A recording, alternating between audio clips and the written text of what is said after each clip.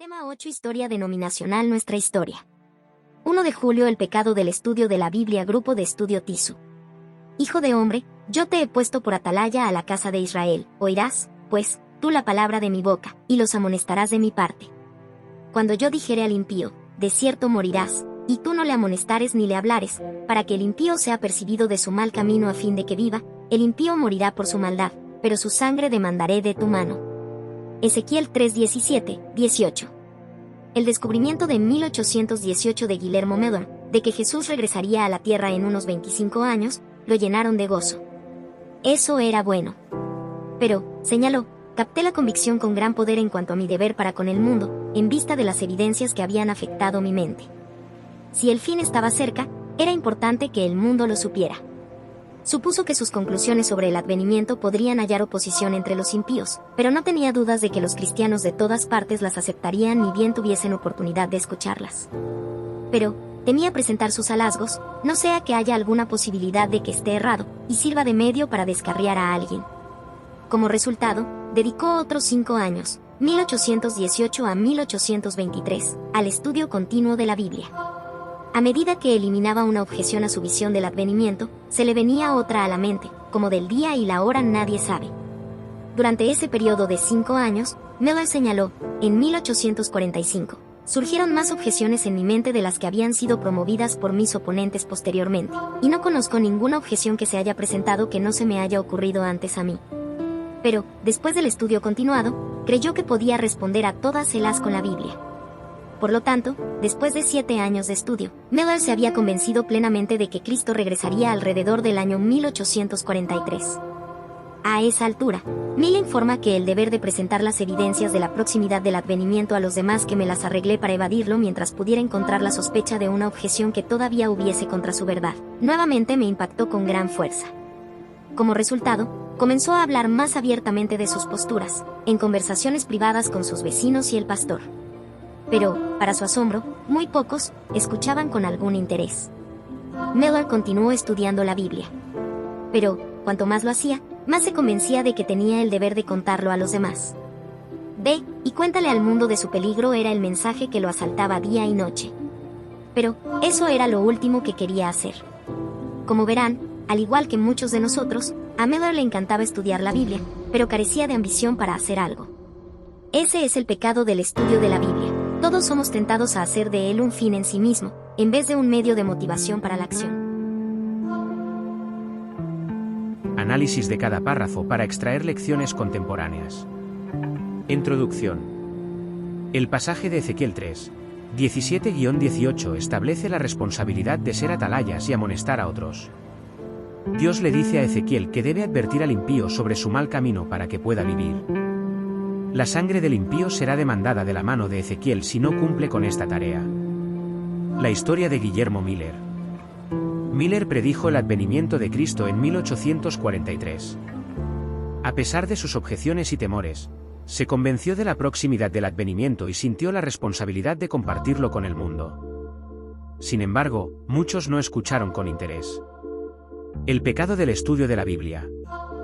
El pecado radica en quedarnos atrapados en el conocimiento sin actuar. A veces, nos encanta estudiar la palabra de Dios, pero no sentimos la ambición de compartirlo con otros. Debemos recordar que el estudio bíblico debe motivarnos a la acción, a advertir a otros y a proclamar las verdades que hemos aprendido.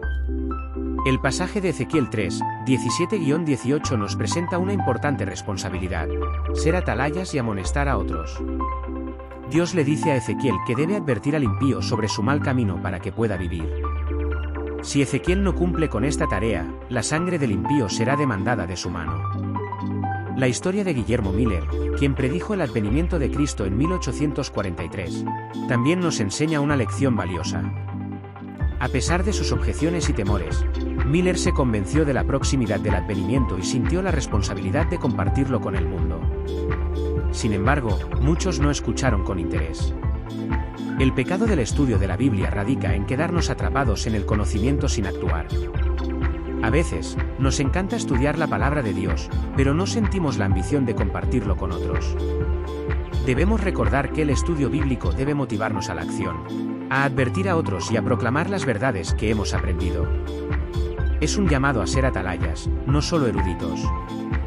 En resumen, debemos ser atalayas activos, compartiendo las verdades bíblicas con otros y aplicando lo que aprendemos en nuestra vida diaria. ¿Cómo podemos aplicar esto en nuestra vida diaria? Aplicar estas lecciones en nuestra vida diaria requiere una actitud activa y consciente. Aquí hay algunas formas prácticas de hacerlo. Estudio con propósito. No estudies la Biblia solo por el conocimiento. Busca aplicar lo que aprendes en tu vida cotidiana.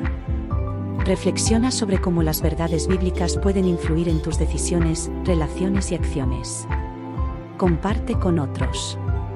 No te quedes con lo que aprendes. Comparte las buenas noticias con amigos, familiares y colegas. Sé un atalaya, advirtiendo a otros sobre los peligros del pecado y señalando la esperanza en Cristo. Actúa según la verdad. La Biblia no es solo para el estudio intelectual.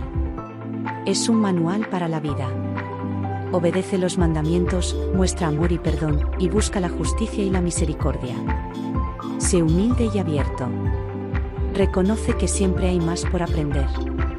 Mantén una mente abierta y dispuesta a crecer. No te aferres a tus propias opiniones, busca la verdad divina.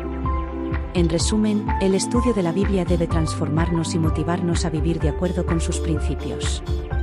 No se trata solo de acumular conocimiento, sino de ser agentes de cambio en el mundo.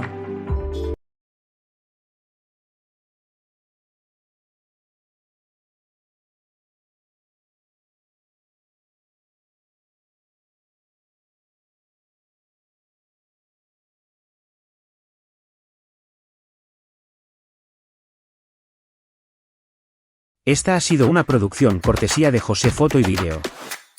Para fotografías y grabaciones de conferencias y otras reuniones u eventos importantes.